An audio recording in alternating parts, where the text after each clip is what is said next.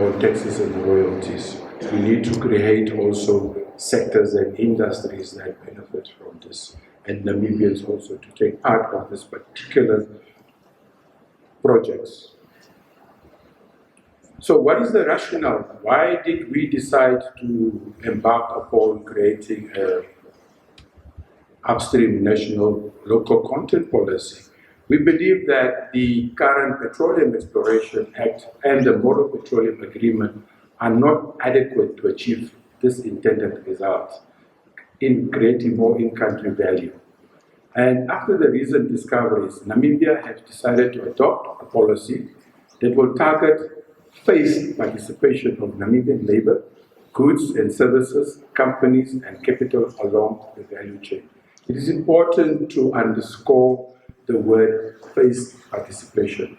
It is always the expectation that when this type of discoveries happen, that people are so ready and geared up to say that we are going to be rich, we are going to, have jobs, etc. But, there is a reality that in certain jurisdictions and from experience that the direct employment benefits from such projects can be around 600. And there's more opportunities, more into the indirect aspects of the oil and gas sector. So that is where Namibians need to align themselves on the indirect offsprings of this particular oil and gas discoveries.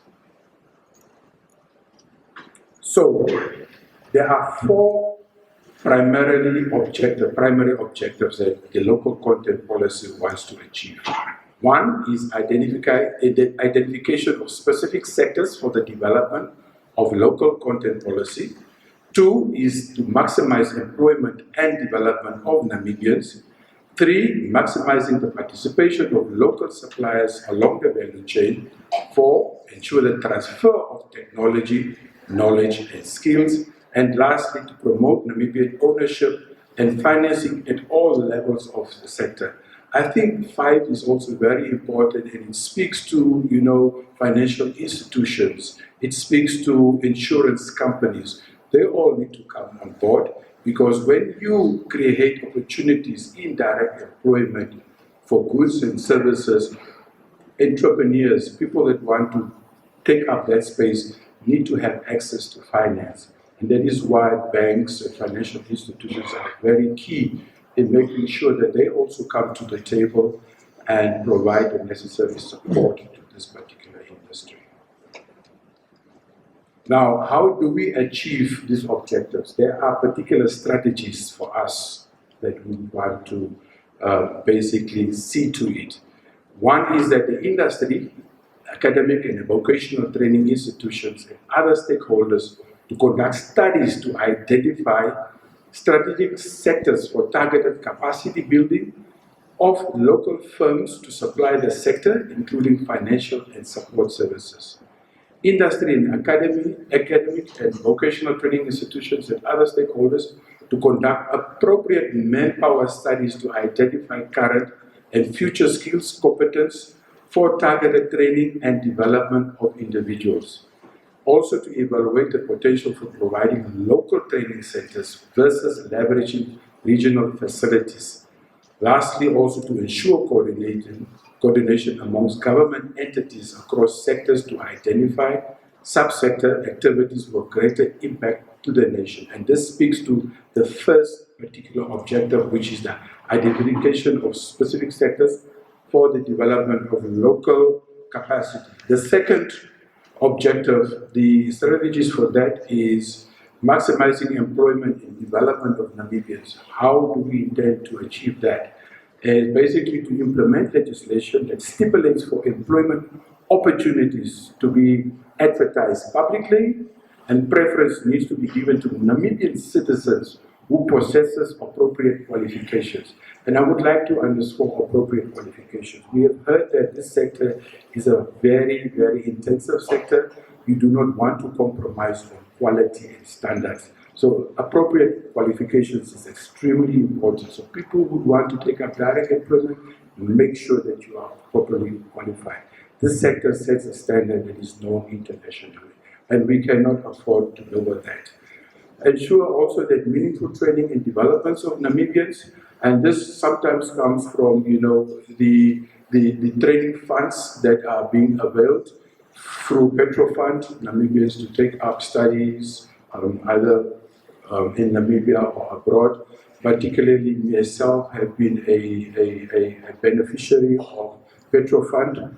I did a master's program at one of the best universities in Scotland, Aberdeen, where I did an oil and gas master's program, and this was because of the training obligations that was being afforded through Petrofund by the oil companies. Also is to use training and development contributions to fund targeted skills development.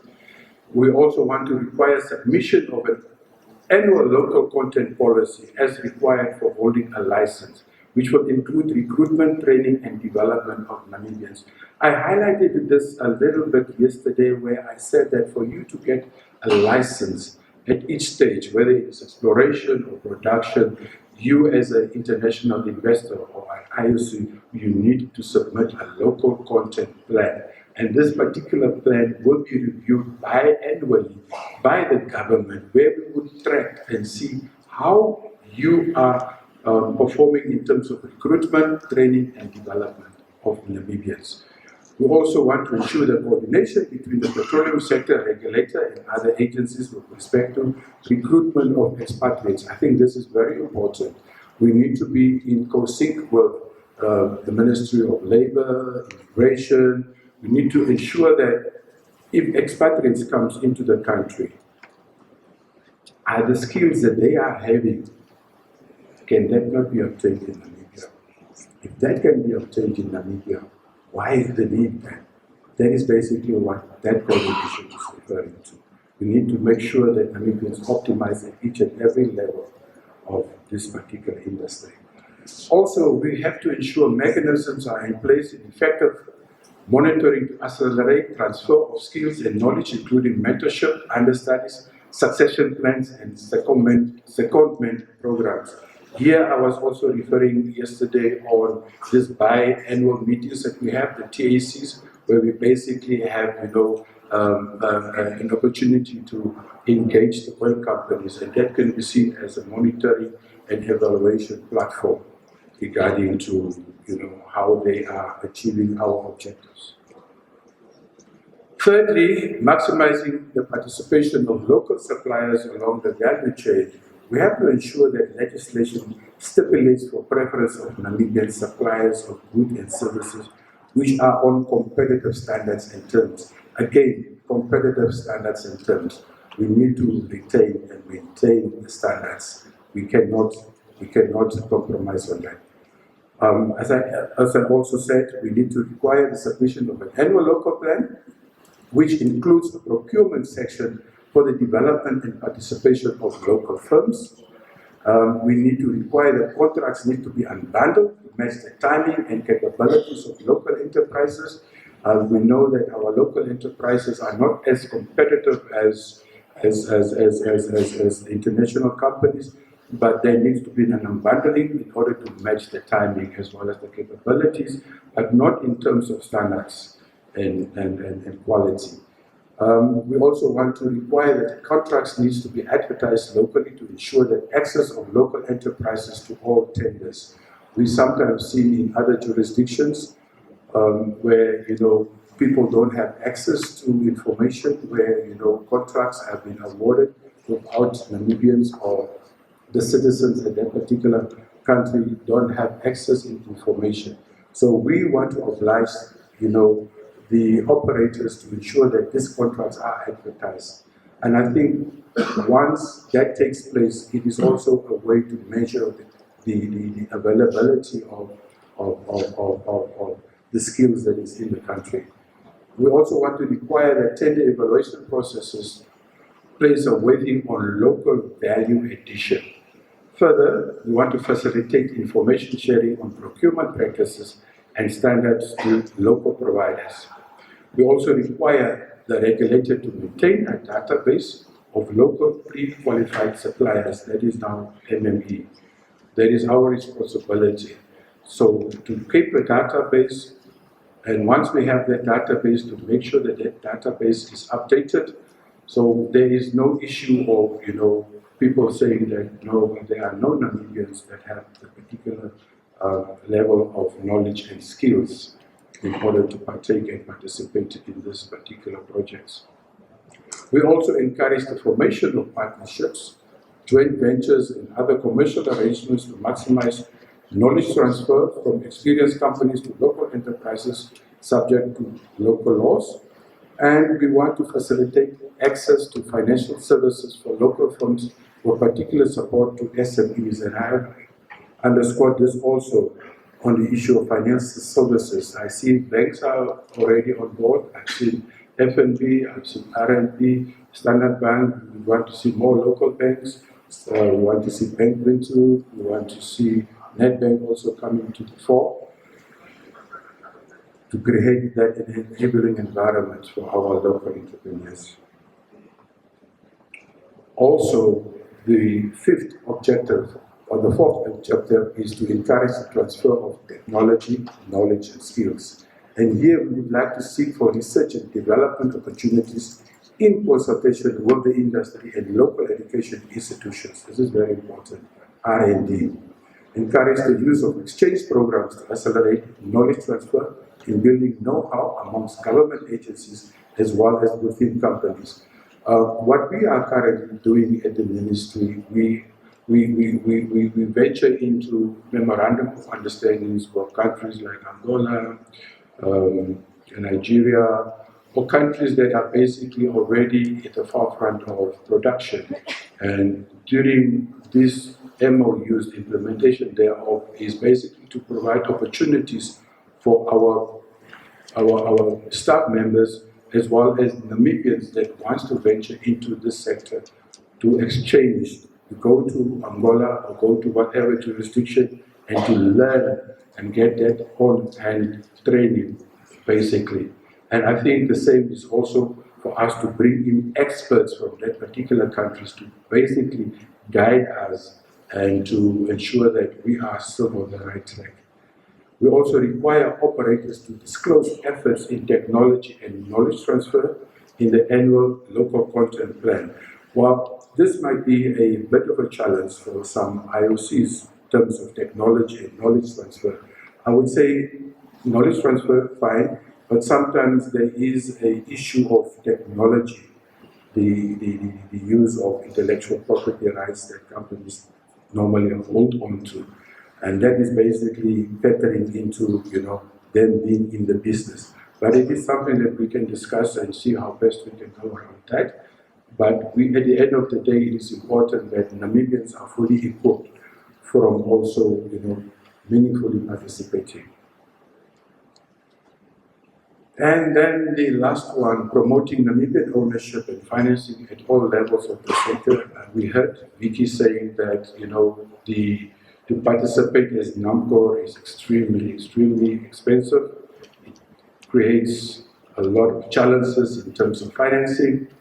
It is billions of US dollars that are into this project, hence why we are making provision that NAMCOR is meaningfully participating from carried interest, that our national interests are being presented at all levels, and making sure that NAMCOR does not be left out in this process.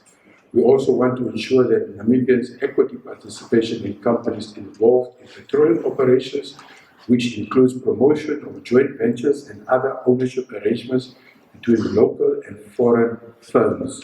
So this speaks to the IOCs basically also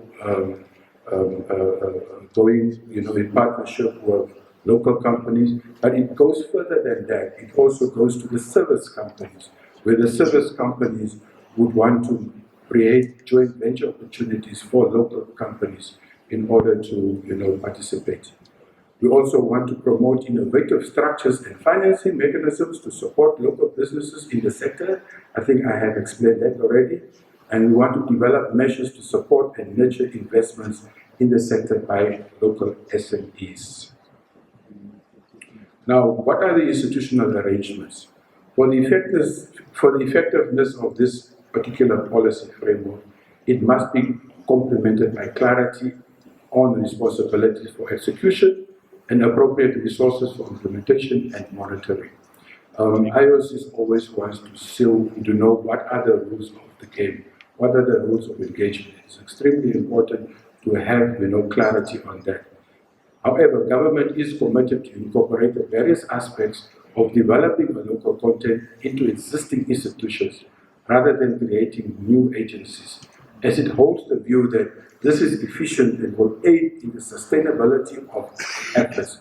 And the key institutions that we have at our disposal are the Ministry of Mines and Energy, we have Petroleum, which is primarily responsible for training Namibians. We have the Ministry of Environment, Forestry and Tourism, capable and responsible for, ensuring that the environment is protected. We have the National Planning Commission. We have the academic and research institutions, NAMCOR, as our partner, the government partner in these ventures. We have the private sector, we have the community as expressed yesterday, and as well as the media. These are all, key institutions that will help and enable that, things are on the right track.